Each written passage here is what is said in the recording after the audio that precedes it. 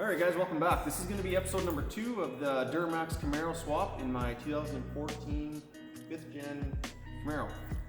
In the last episode we kind of covered some of the modifications to the car in order to fit the engine in there. I got to remember we're going to keep the subframe in the factory location and have the engine fit underneath the factory strut brace, as you can kind of see right now. So if you haven't checked that video yet, go ahead and check it out. It's in the playlist there, episode 1. This is going to cover we're going to get the engine and the transmission, the whole driveline actually, we're going to get installed into the car in this episode. We're going to cover the engine mounts and the transmission mount and what needs to be done there. I'll give you guys the details on all this stuff, how to do everything step by step, so you're able to do this at home in your garage on your car if you want to do it. Because, you know, it's wicked cool to have a diesel Camaro. Let's get to work.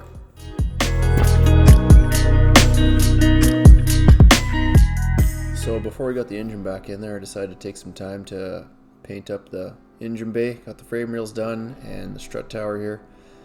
Subframe's back in place and you can kind of see the steering extension I made there on the steering shaft. Just kind of sleeved it with a piece of pipe there. And also took some time to do some matting on the firewall to help with that extra heat that the exhaust from the turbo and the up pipes at the back of the diesel engine.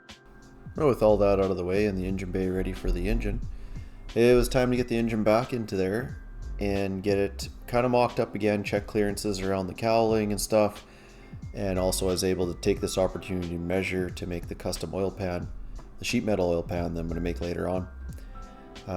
First thing I noticed when getting the engine in here is this here nub sticking out of the valve cover. So I'm just going to go ahead, remove the valve cover, get that cut off, clean it up, and then carry on.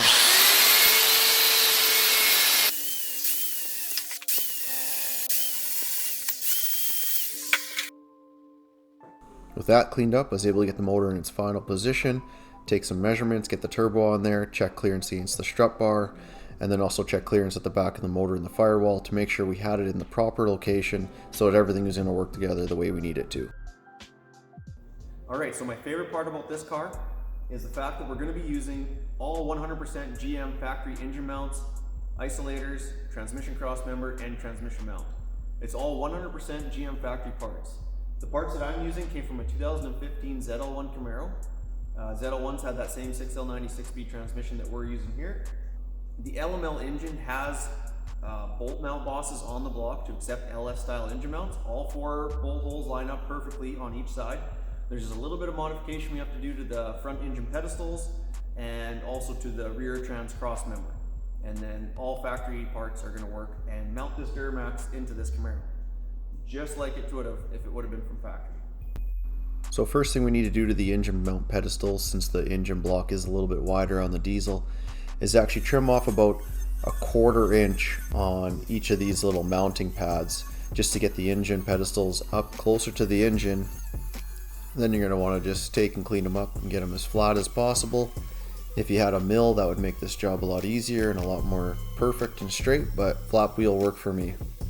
Then the next thing we got to do on the bottom of the isolators is notch this little slot a little bit. It needs to be notched over about 3/8 of an inch.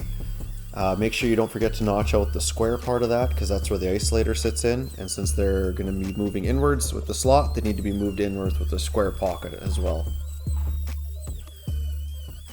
Here you can see the mounts all installed and the motor in place on the car. Everything fit really good. You're actually able to pull the motor out no problem with the pedestal still mounted to the engine. So everything worked out really good there. I also did have it mocked up with a factory oil pan on here with the modification done on the front of it, you know, where you shorten it up a little bit.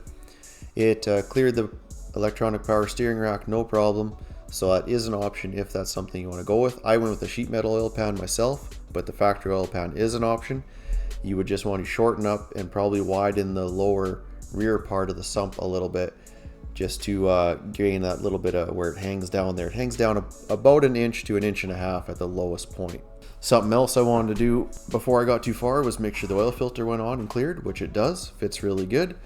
And another neat thing that I wasn't sure about was the starter. And actually, you can remove and replace the starter on this car as it sits in there the way it is.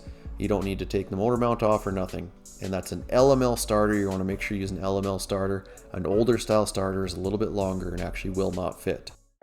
Now here's the first design of my sheet metal oil pan I built. This design here with the single rear sump actually was not big enough. It didn't hold enough oil.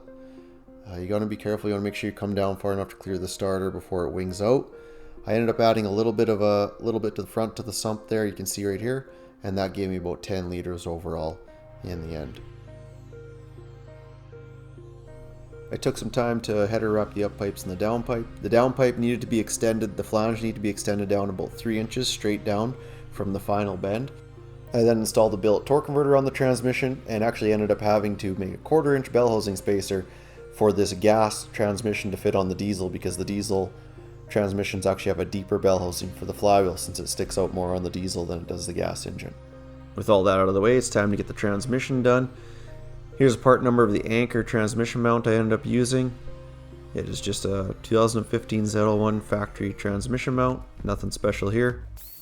Now the modifications for the transmission cross member are basically kind of the same as what we did up front on the engine mounts. We just need to oblong the 2 transmission stud holes, so make sure you mock it up and mark which 2 are for the transmission mount. And we need to basically double the length of them and make them into an oval for it to all fit into place. Basically, that extra 1/4 inch that we had to space the transmission back. Also, I needed to notch this ear off the back of the transmission in order for it to clear that transmission cross member. With the hole slotted out, I was able to take the transmission mount, bolt it back up into place, and finalize the installation of the transmission and engine.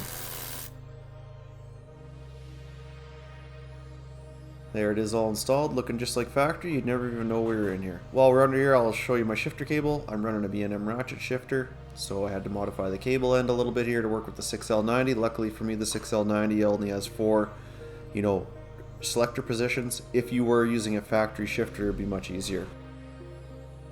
The car originally came with a 2-piece drive shaft, so that's a front drive shaft with a slip yoke, and then hanger bearing, and then a rear part of the drive shaft. It uses a flange on the rear diff and a flange on the transmission. Now, if you were to source a 6L90 from a ZL1 Camaro, you would actually end up with that flange. What I'm doing is I'm using a transmission from a 2015 GMC Savannah van. They had a 6L90 in them. They come with the slip yoke on the back with the big 1480 U-joints. So I decided that for the power level that this car's capable of, and since we might go drag racing with it later on, or do whatever, or something, I want something to last that's going to be way stronger than factory, is we went to a 1-piece drive shaft design. Quite a big upgrade over the factory drive shaft, which is needed for this car anyways with the amount of torque the diesel is going to put out. So real comfortable with that drive shaft and what it's going to handle. I'm pretty sure we'll blow the transmission or the diff long before that drive shaft will let go. So thanks to the guys at People's Welding Machine in York, and they did a really good job and got it done pretty quick for me as well. If you end up going the same route and converting to a single drive shaft, the length that I ended up U-joint to U-joint, center to center, is 48 inches. Also using this billet Sonax adapter piece for the rear end that's going to go onto that 3-bolt rear end flange and then allow the drive shaft to bolt up there.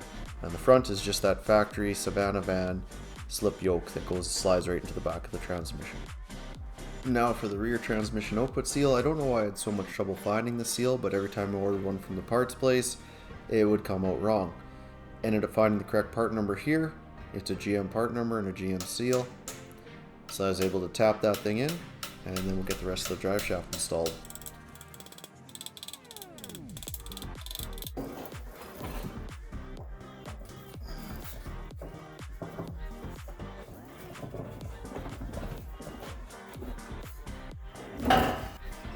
With the front end, you can see we have just enough length and just enough clearance. I'm able to slide it back, and you can see just how good this Sonax adapter fits.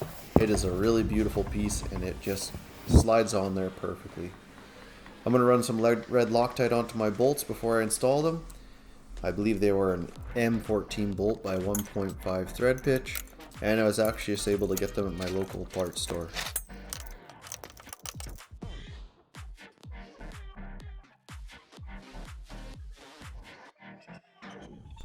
Alright, with the drive shaft back in place, we can finally bolt the exhaust back up. My exhaust system is made up of 3-inch pipe right off the downpipe. It's just some mandrel bends that I picked up and welded together to clear around the transmission cross member. I then wired it out into the factory, I think 2¼ inch Camaro exhaust, and kept the factory mufflers and everything in place. All right, with the motor, trans, and drive shaft all mounted in the car, I think that's pretty much going to wrap it up for this episode. So if you got a project like this at home that you're trying, you should be able to get your drivetrain in. Everything fits in there just the way it should be. You can see that that turbo has just barely enough clearance to fit underneath that strut brace. So it's almost like someone at GM knew, like when they were someone in engineering at GM, it's like almost like they planned for this to happen. I just think it's so awesome that all the factory Camaro mounts can be used on that diesel engine. Everything lines up, well, almost lines up, pretty close anyways, and even will fit underneath that factory cowl and underneath the factory strut bar. So I think everything's going really good for the swap so far. Next episode, you can kind of see it's already done, but we're going to touch on getting the intercooler mounted. We're going to get the transmission coolers mounted. Then we're going to work on the intercooler piping, get that all wrapped up. The custom Y bridge I had to make for it as well because the LML one is way too tall. So yeah, I will catch you in that next video. Hopefully you enjoyed watching this one. Hopefully it inspired you to get out there and work on your projects. If you like what you see, please hit that like button. It really helps with the video and getting it out there. Subscribe if you want to subscribe. That's pretty much it. We'll see you next time.